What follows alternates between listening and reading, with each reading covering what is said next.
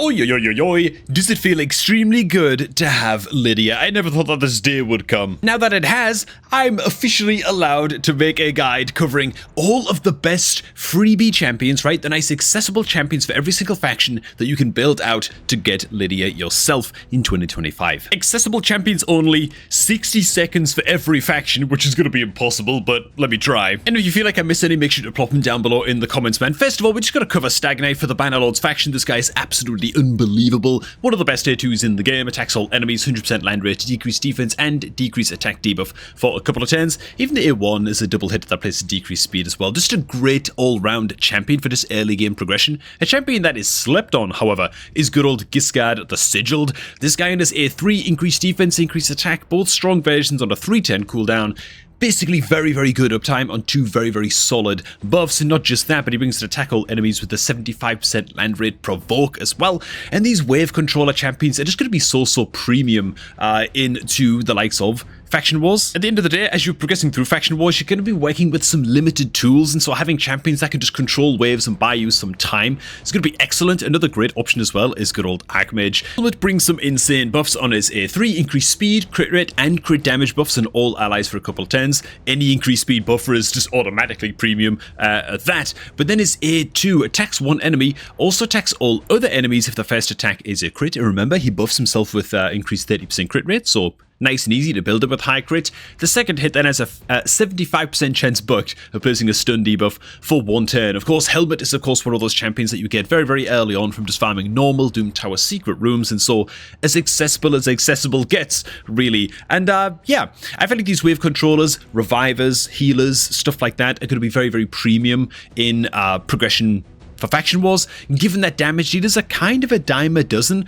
Speaking of which, the High Elves faction, moving on to this next, couple of free legendaries here, which I will include in this video. One of them is one of those big old damage dealers. Yannicka you can pick up from Clan Shop Fragments, and she's going to be an amazing damage dealer. Even unbucked, she's going to do some work for you in Faction Wars. And Arbiter, of course, not just a 10 meter booster and the like, but also brings an AoE revive as well, which is going to be key into Faction Wars.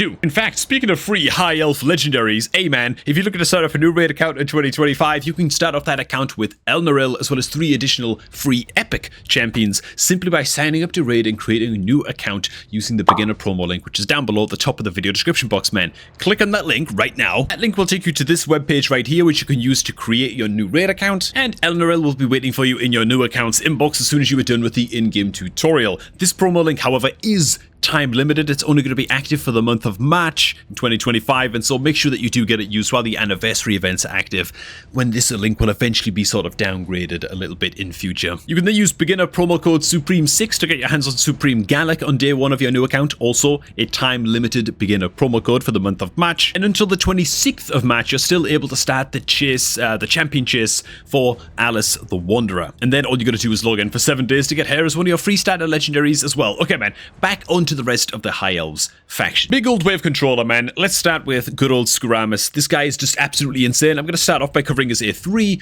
It's basically a 100% land rate provoke debuff on all enemies for 1 turn on a 310 cooldown. Also then buffs himself up with counterattack and continuous heal for a couple of turns.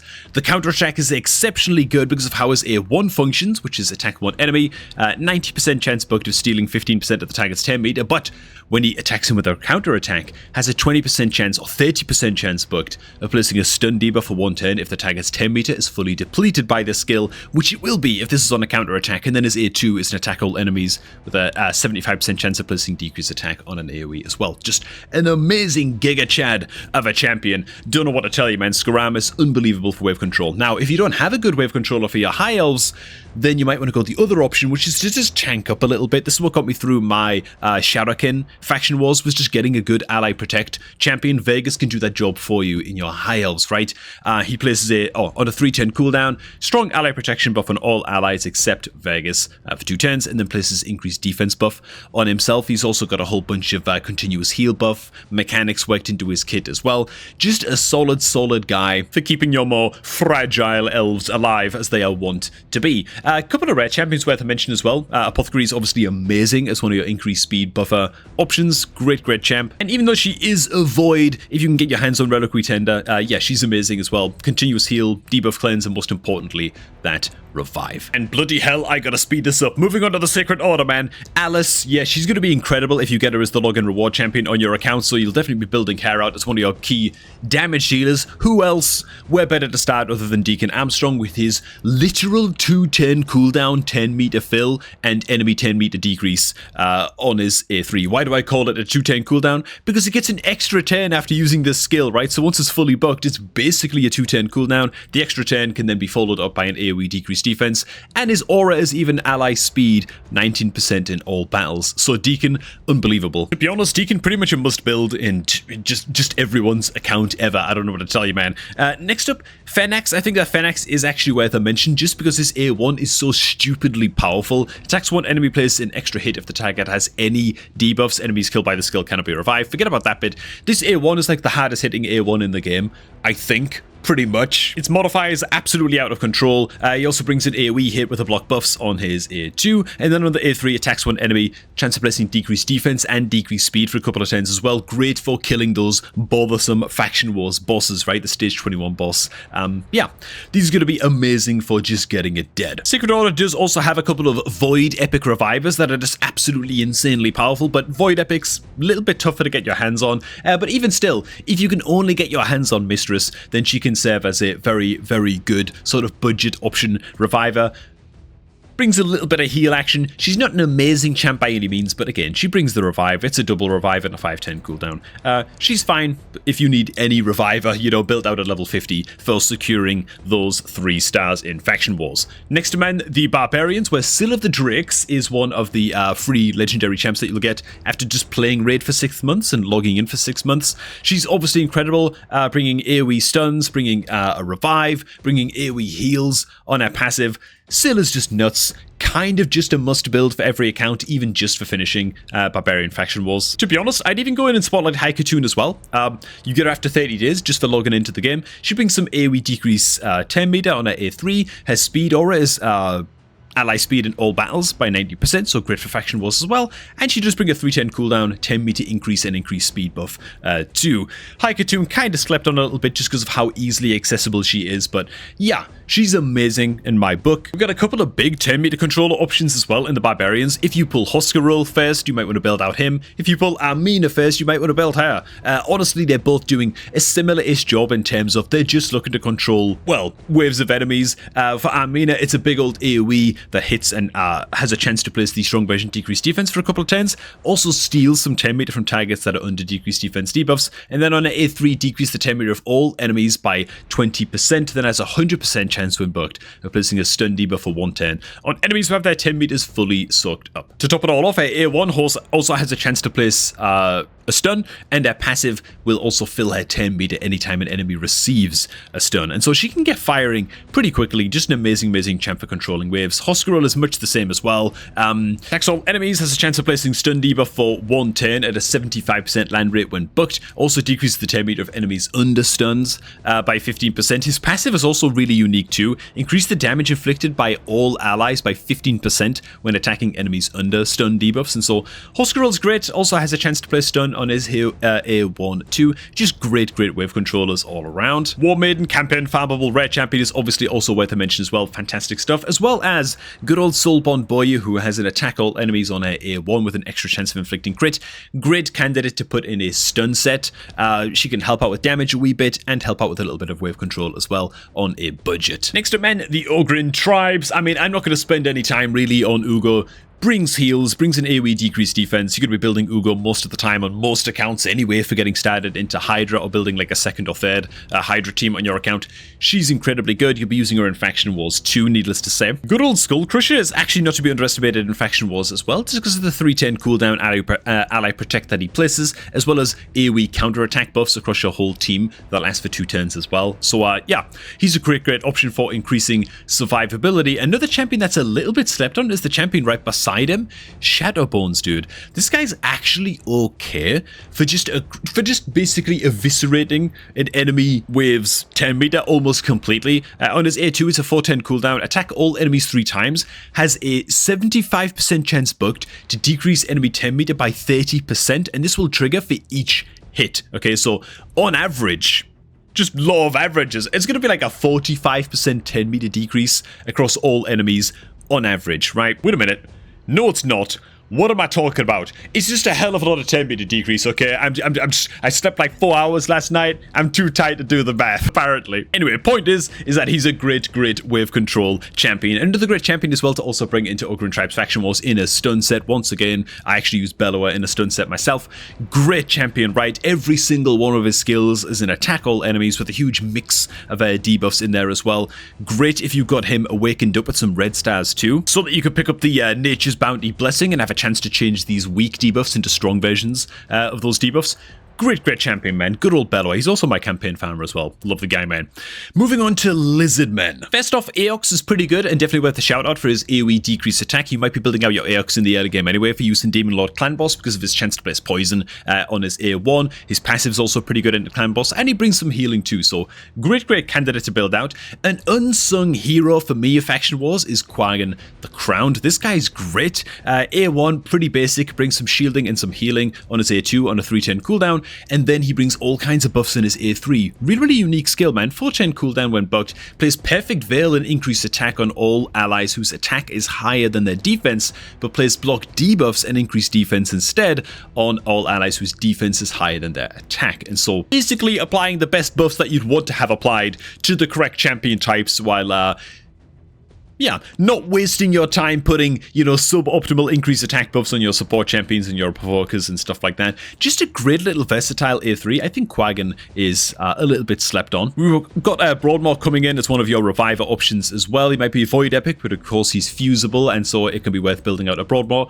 You can also just settle for a Haruspex if you happen to pull a Haruspex first as well. He does just bring a single target revive. It's not a particularly strong revive, but it is a revive. It can help you get the 3 stars on all of these stages. I think Jarrig is probably also worth a mention as well. Ally Protect and increased defense on all allies for 2 turns. The only thing about Jarrig's Ally Protect is that it's a 2-turn duration, but it's on a 4-turn cooldown, even when fully booked. Still very good champion and worth a mention. And again, certainly the case if you are also building him out for a decreased attack debuffer into the likes of early Demon Lord. So at this point in the video, I started to get really paranoid that I've been missing some really good champ callouts, so make sure to set me straight in the comments if you feel like I miss any for a certain faction that really have helped to boost the hell out of your account. As we move on to the Skinwalkers, and I'm not going to lie, man, I feel like the Skinwalkers have it really rough. I will say that straight away.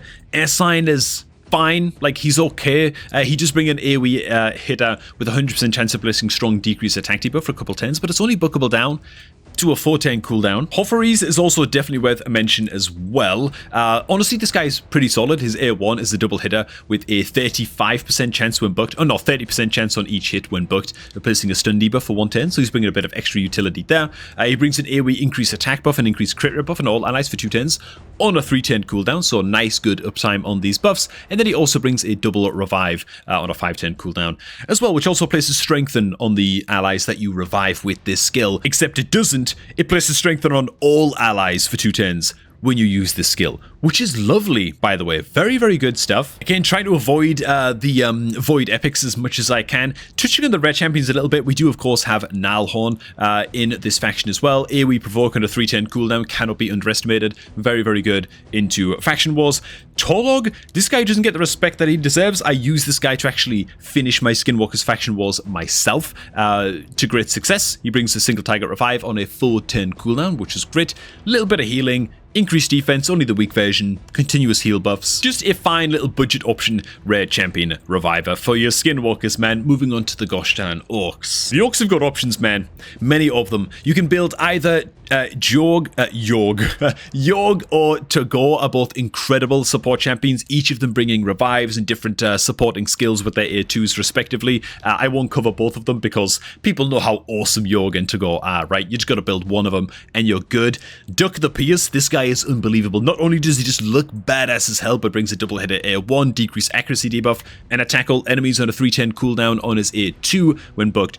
100% land rate decreased attack, also then has a 100% chance of placing decreased defense debuff for 2 turns on each critical hit, right? So some crit rate gauntlets on this guy, get those mega powerful debuffs up, and you're doing a little bit of stagnite action almost, you know, on your Duck the Pierced, right? Really good. And then he brings a 4-10 cooldown AoE provoke, on his A3, kind of an AoE provoke, right? You place the provoke on one target enemy, and then you have a 75% chance of placing provoke on 2 additional random enemies. Just one of those great wave controller options, man. Zagala is also worth a shout out as well. Not only is she a pretty good damage dealer, but she does also bring a decreased defense debuff as well, at a 75% land rate at least on her A3. So yeah, she can be pretty solid if you're looking for damage and you are also lacking that debuff in your Orc faction wars. Boom, straight onto the Demonspawn, man. Where actually Drexthar is going to be one of the free champion pickups as well, as long as you're farming up a little bit of Tigerina. Great legendary to grab.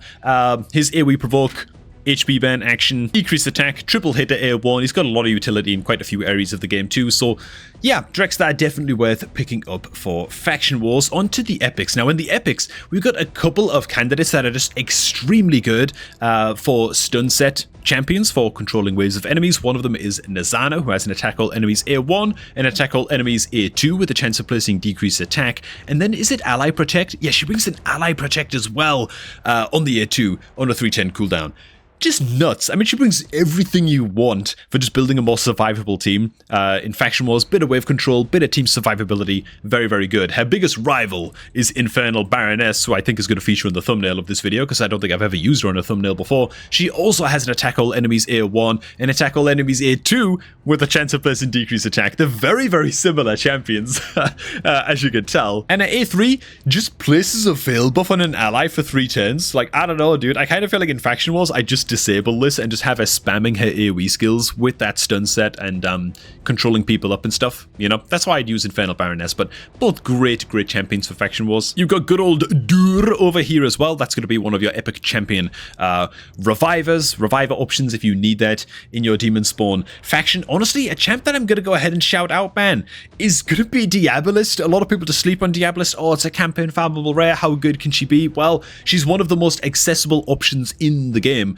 for the Demonspawn faction exclusively that brings increased speed. I think she might be the only rare or epic champion in all of the Demonspawn faction that actually brings an AoE increased speed, which is a little bit unbelievable when you think about it, man, but she could be worth a place in your Demonspawn faction wars team just fine. Oh, Abyssal is another great stun set candidate as well. Rare champion with an attack all enemies A1 and a bunch of supporting skills, a little bit of healing and stuff as well. And when it comes to controlling waves of enemies, Achak is unbelievable too, but his kit is that complex that I'm running out of time and I just gotta move on to the Undead Hordes, man, because yeah, we're behind schedule. Okay, the Undead Hordes faction. Honestly, I'm gonna start this faction by just humiliating myself a little bit.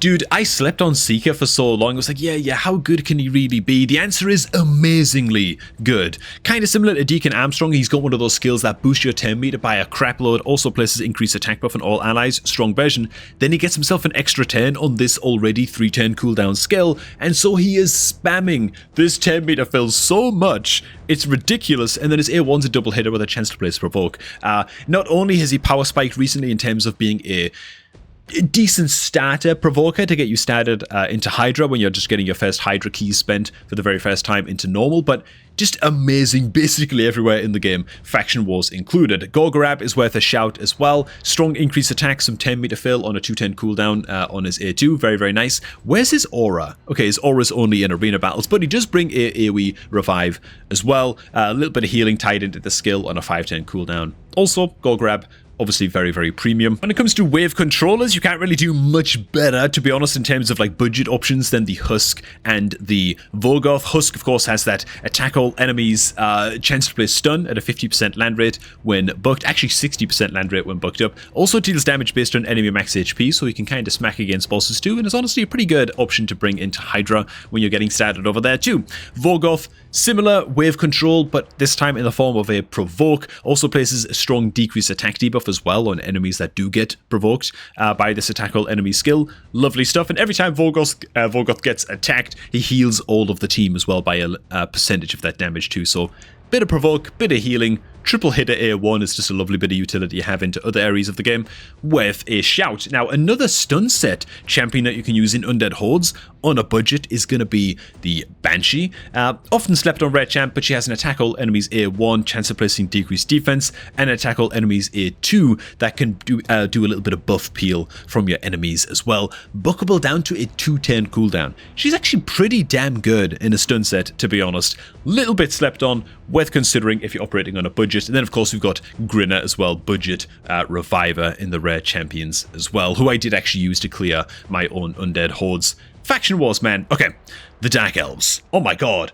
where Vizix and Mithrala are both free champ options. Both definitely worth building. Vizix, for me, unbelievable. She's quite a long-term login reward champion, of course, but at the end of the day, Faction Wars are a long-term project, and so you should probably expect to be using her. Double header A1 that steals 10 meter, AoE provoke, AoE decrease speed on all enemies, and ally protection wrapped up in the same skill on a 3-10 cooldown. Yeah, speaks for itself. She's nuts. Mithrala also kind of speaks for herself too, but a little bit tougher to get your hands on. Next up, as for the Dark Elf epics, Fang Cleric does bring a revive, but just quite a low quality champion overall. Like, doesn't really bring a whole lot of value in the rest of the kit. A much better epic reviver is going to be Kaiden. Kaiden does a pretty damn good job. The A3 is a double revive, places increased defense buff on revived allies for a 10, and also has an attack all enemies A2 with 100% land rate, decreased attack debuff for 2 turns on a 3-10 cooldown. So yeah. Oh, also a small chance to provoke on the A1 as well. Yeah, Kaiden is a good one, man. Much better reviver for the Dark Elves than Fang Cleric, at least. Besides that, it's a little bit of a rough time for the Dark Elves. Like, Captain Tamelia isn't too bad. She brings, like, ally protect, increased defense, and some AoE healing. Like, she can do fine.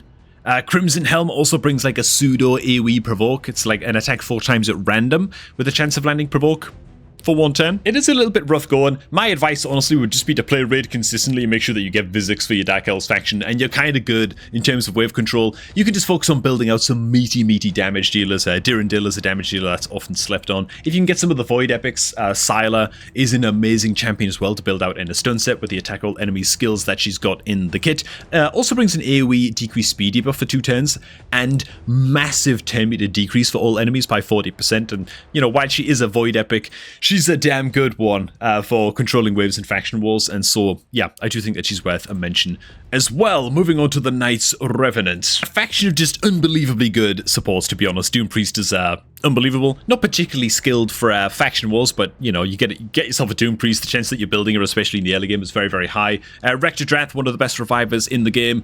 AoE heals, AoE Perfect Veil buffs, revive, placing Perfect Veil on the person that you revive for a few turns as well. Decrease attack on her A1.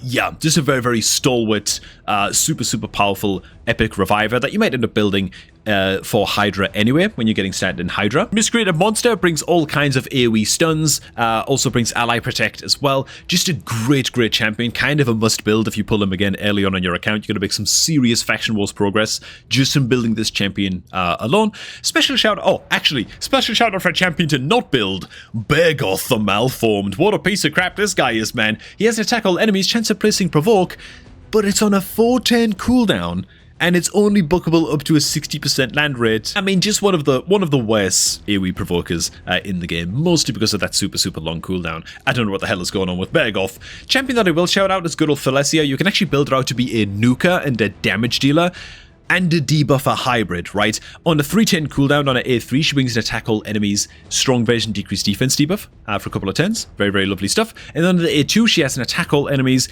increase the duration of all debuffs on all enemies by 1 turn. Books will just increase the skill's damage, but she's honestly got not bad modifiers. And so what I did when I was building out my Thalesia, half perception gear, half just damage dealer, nuker gear, you know, cruel, that kind of stuff. And just because of the way that my pulls went in my Knights Revenant faction, she's still like my core damage dealer for the Knights Revenant faction. I just haven't found any good legendary damage dealers. Okay, I've actually got 2 Mangel Thea, but yeah, she's still sitting at level 50. I've only just recently-ish got her. Oh, and one rare champion actually worth a shout in the Knights Revenant. Good old Torix, man. Attack all enemies. Actually has a, what the hell is this? 65% chance of placing a provoke debuff for 1 turn. Would you look at that on a 3-turn cooldown? It's almost like he's better than Bergoth, who's supposed to be an epic, like, upgrade to that kind of champion, man. Yeah, Longsword Torix is actually very, very solid for what he offers. Next up, man, the Dwarves faction. Honestly, Morag is great. Very, very worth building out. She can kind of smack, right? She can do pretty decent damage for a defense champ, and because she's a defense champ, she's very, very tanky as well. She brings an ally attack as well on a 3, which is lovely, and also places strengthen buff on all allies for 2 turns, just drastically increasing the survivability of your team. So she brings a good mix of damage, survival. She scales very, very well with better damage dealers because of the ally attack, right? She can team up with just better nukers and really get more out of that skill as you upgrade your account and upgrade your roster. Yeah, great champion with very, very incredible hair. Next up, I'm on the epics. Honestly, Rearguard Sergeant is great. She brings decreased defense on her A1. She brings an attack all enemies, 75% chance of placing decreased attack debuff for 2 turns on all enemies on the A2. Her aura is a little bit weird. Force ally HP in all battles by 33%. So it could have some use in Faction Wars until you find something better. And then on a A3, 310 cooldown, ally protection buff, and a continuous heal buff on all allies except Rearguard Sergeant for 2 turns. So you probably want to build her in some immortal gear or have some good healing on the team in order to sustain her, because she's going to be taking quite a lot of smacks. Geomancer, I feel like, is a must build on just every account anyway, so I'm not even going to touch on him. And again, trying to stay away from, even though we've got some great Void epics here, trying to stay away from those just a little bit. Stick to the accessible stuff. Ish, because the next thing we're going to cover is going to be a Void epic. Kerzad is great, 100% land rate, decrease speed, debuff on his A1, and attack all enemies A2, and attack all enemies A3 as well. Lovely. And what's great about this A3 and about this A2 is that skill books do not reduce the cooldown of either of these skills, right? It's just damage and debuff chance, and the debuff isn't that impressive. It's just a weak version decreased defense. And so you can book your Kerzad D-pad if you want. I did eventually, you know, on my main account. Great stuff. I think that he's worth it, but he is great if you just put him in a stun set and make him nice and fast, and he can still do a pretty good job for you, you know. Okay, onto the Shadowkin faction, which was a faction that gave me a lot of trouble, and for me, it was mostly because I didn't have any good wave control for this faction. There's only really one good epic wave controller for this faction. His name is Taragi, man. Taragi, insane. Decreased attack debuff on his A1. Attack all enemies. 50% chance of placing provoke for 110 on the A2 on a 310 cooldown, and the chance of placing the provoke goes up by a little bit for each debuff on the enemy team. And then also brings shield buff on himself and ally protect for the rest of your team as well on the A3. The champion I had to settle for my ally protector, who doesn't bring any extra control, was Kunoichi. Decent little alternative. She was able to actually get me my final stars required to get Lydia. I did make a video touching on Kunoichi when that went down. Impressed me, man. She's got a 310 cooldown ally protect, which is lovely. She also gets 50% 10 meter fill from using this A3 as well. It's only got a 310 cooldown, so that's also pretty good.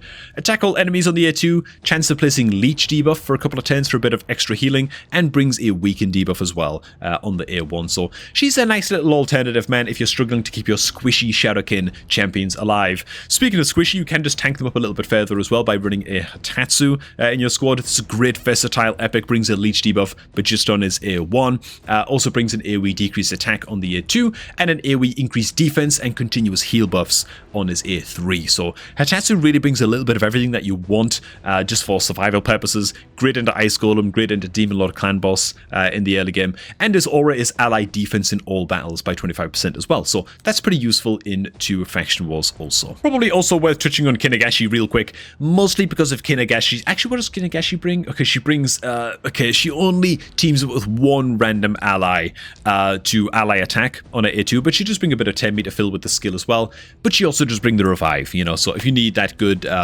relatively short cooldown revive skill on your Shadowkin team, that's the only way that you can get through Faction Wars, then Kinagashi can be worth holding on to. I've actually got a 6-star perfect soul just sitting around for Kinagashi, man. Just never actually build her out myself. Anyways, on to the Sylvan Watchers, where honestly we are spoiled for choice. Sylvan Watchers just have some crazy good epics, crazy good nukers, up to and including Pan, by the way, who I feel is like a slept-on damage dealer for the Sylvan Watchers. Some good utility as well, but Daithi, Diana. But as for your solid wave controllers and support champions, you can look to Revenant the Silken. Great champion.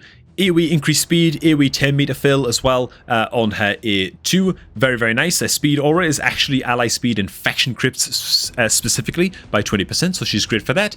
And she brings the revive on a 410 cooldown as well. So just very, very lovely stuff. Even though she is a void epic, I have to touch on White Dryad Nia. I just have to. She's that good. Attack all enemies A1 with a chance of placing decreased speed on an AoE A1. That's just nuts.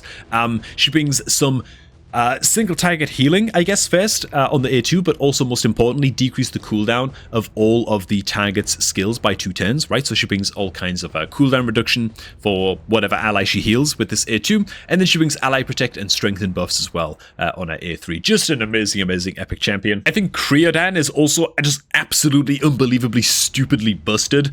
He's got a triple hit A1 with a chance of placing freeze. He's got a double hitter attack all enemies A2 on a 310 cooldown, with each hit having a 65% chance of placing freeze for a 10, so nuts wave control there. And then the A3 is the 310 cooldown, increased speed buff on all allies for 2 stinking turns, and also fills ally 10 meter by 15% too.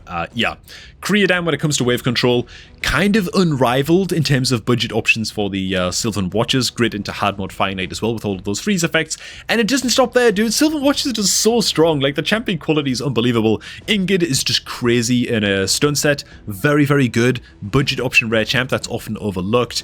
Tree Shield Knot is of course one of the best rare revivers, if not the best rare reviver champion in the game, so don't feel too bad if you don't have Huren on the Silken. You can always just grab a Tree Shield Knot instead. Is a void rare, but still worth a shout out. Flannan. This is a champion I recently took up to 6 stars, okay? Don't judge me. Purely because I pulled a 6-star perfect soul for him, and I might do a video soon, man, trying to make like the world's most powerful Flannan or something. Pretty cool, man. Anyway, Bowsmith Flannan, double hitter A1, has a chance to stun on each hit as well on his A1. Good stuff. His A2 is an attack all enemies, 100% land rate, weak version, decreased speed for 2 turns, but it's not that bad because you skip to his passive. Has a 50% chance of granting an extra turn whenever this champion places decreased speed on 3 or more enemies with his A2, right? So he's just got a chance every few turns whenever he uses the A2 to just get an extra turn, which is pretty significant given his A3, which is increased accuracy buff on all allies, then team up with a random ally to attack a target enemy. So pretty good. Ally attack skill, not bad. Given how powerful his A1 is as well, you know, double hitter with a chance to stun, this is actually better than it seems too. Look at his reviews, by the way.